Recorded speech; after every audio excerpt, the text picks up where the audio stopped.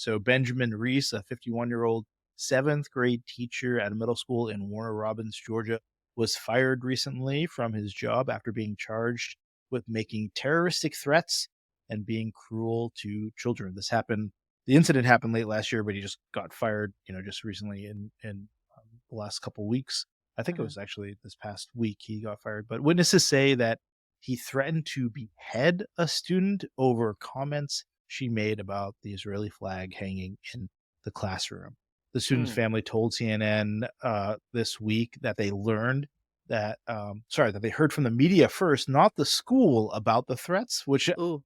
to me is Ouch. like probably one of the most egregious things about this story. Um, um, Yeah. like when things happen like this, you gotta tell the parents, right? You gotta tell the parents. Like, what is um, happening?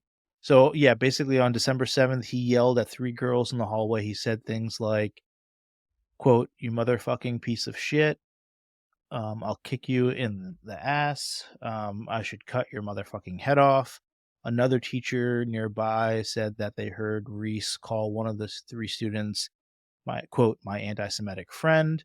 Oh, And wow. I think this all stemmed from Reese being upset that the students might have been disrespecting the flag Okay. that he had up. And then a teacher also said that they heard him yelling about one of the students that quote she is a stupid motherfucker, and I will drag her by the back.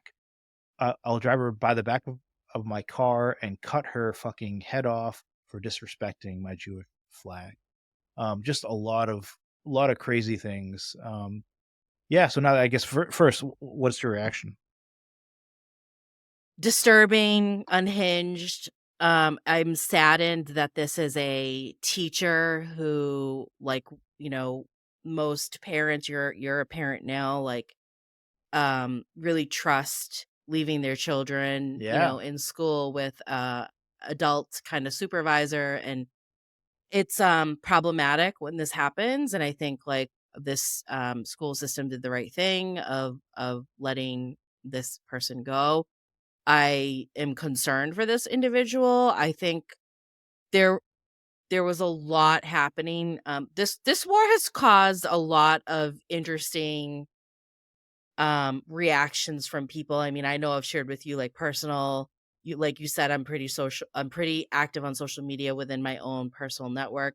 I received a couple of um kind of hateful messages and so I think people and I would say from people that aren't normally so reactive in that Yeah. manner. Sure. And again, this is such a sensitive topic for so many people. Yeah.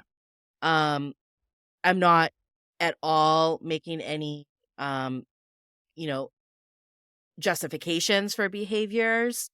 Um, So I I guess now think, let me ask you, like, what if you're a teacher in this position and you see someone disrespecting something like that and your no emotions are high, like, what is the right reaction for by him? What is the right reaction by the school?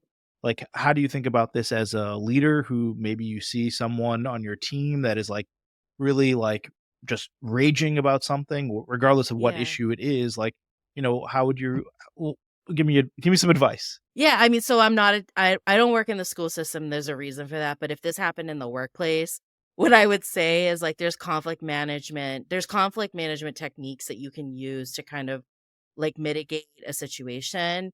I mean, this did happen to me on a very less scale, but, like, I was attacked behind the scenes by an individual who wanted me to condemn certain groups.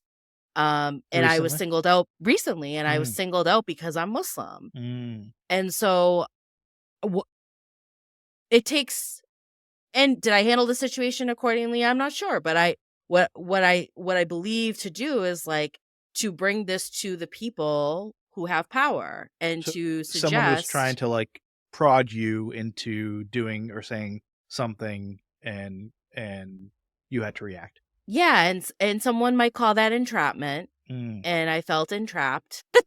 And I'm not making light of it. It was a very serious and very scary situation for me because my profession was jeopardized. Yeah. And um So what did I you think do? So bringing it to leadership and bringing it to people who have power to say, this is the and I did not engage or react with this individual. I made sure I was safe. I made sure that person was safe. I made sure the situation was safe. And I brought it to people with power. And I said, this is how I saw the situation.